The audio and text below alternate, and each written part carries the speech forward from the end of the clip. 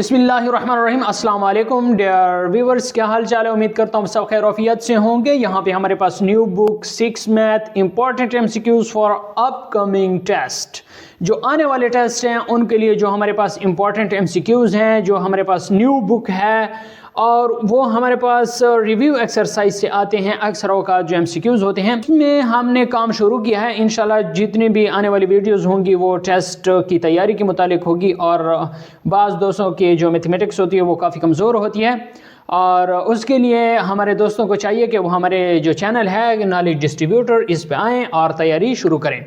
जो हमारे पास unit number 1 है, यूनिट नंबर 1 का नाम जो हमारे पास है मल्टीपल्स एंड फैक्टर, उसका जो रिव्यू एक्सरसाइज है तो हमारे पास जो पहला एमसीक्यूज है ये हमारे पास कहता है कि द एचसीएफ ऑफ 2 और more distinct prime number is equal to. तो ये किसके बराबर होगा? दे आर सम, इनके सम के, दे आर प्रोडक्ट के या 1 के।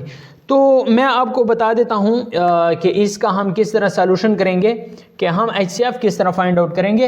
एक छोटा सा एग्जांपल लेते हैं। हमारे पास 2 जो है ये एक प्राइम नंबर है, इसके अलावा जो हमारे पास 3 है ये भी हमारे पास एक प्राइम नंबर है।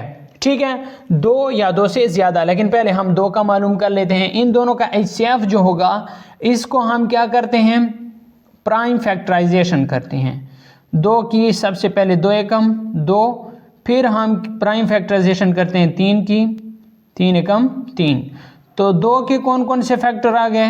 1 ज़रा। इस तरह हमारे पास 3 के कौन कौन से ये होंगे फैक्टर होंगे?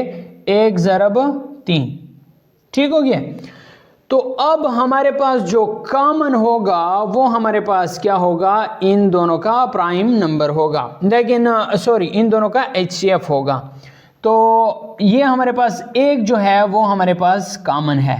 ठीक है, तो इन दोनों का जो हमारे पास एचसीएफ आ गया है वो 1 आ गया है। तो यहाँ पे हमारे पास है द एचसीएफ ऑफ 2 और more distinct prime number is equal to 1, जो इक्वल टू 1 1 के बराबर होगा। यहाँ पे आपको मैंने एग्जाम्पल के ज़रिए समझा दिया है। जो हमारे पास दूसरा एमसीक्यूज है ये कहता है कि द एलसीएम ऑफ 2 और मोर डिस्टिंक्ट प्राइम नंबर। जो एलसीएम होता है 2 या ज़्यादा डिस्टिंक्ट प्राइम नंबर का, ये हमारे पास is equal to their, वो बराबर होता है किसके?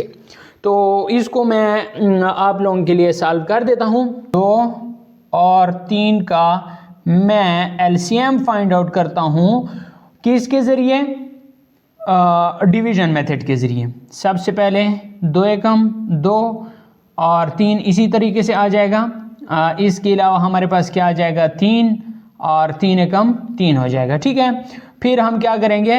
2 और 3 को मल्टीप्लाई कर लेंगे, ये जो हमारे पास आए हैं 2 3 6, जो 6 है ये हमारे पास क्या आ गया है? एलसीएम आ गया है 2 और 3 का। तो ये दरमियान में क्या है? प्रोडक्ट है। तो यहाँ पे हम क्या लगा लेंगे? प्रोडक्ट।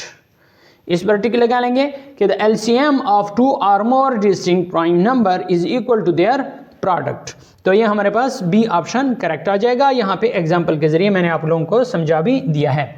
अगर आप चैनल पे नए हैं तो चैनल को लाजमी सब्सक्राइब करें, क्योंकि इस तरह की इंफॉर्मेटिव वीडियोस आपको बर वक्त मिलती रहती हैं।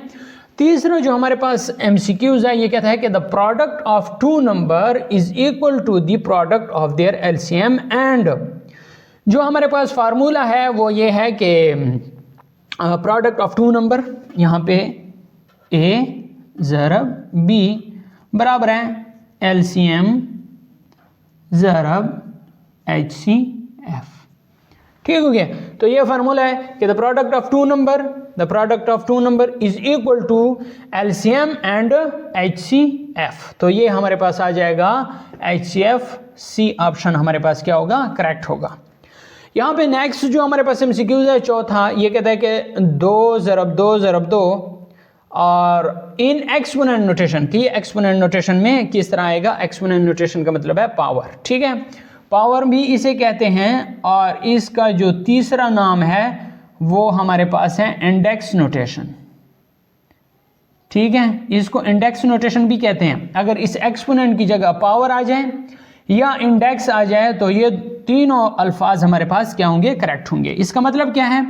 मिसाल के तौर पर यहाँ पे हमने लिखा 2 ज़रब 2 ज़रब 2 की कितनी मरतबा 2 लिखा? 3 मरतबा। तो हम क्या करेंगे, 2 की पावर 3 लिख लेंगे। तो ये 2 की पावर 3 ये हमारे पास कौन सी नोटेशन है? ये हमारे पास एक्सपोनेंट नोटेशन है। कौन सी नोटेशन है? एक्सपोनेंट नोटेशन कहते हैं, या इसे कहते हैं इंडेक्स नोटेशन।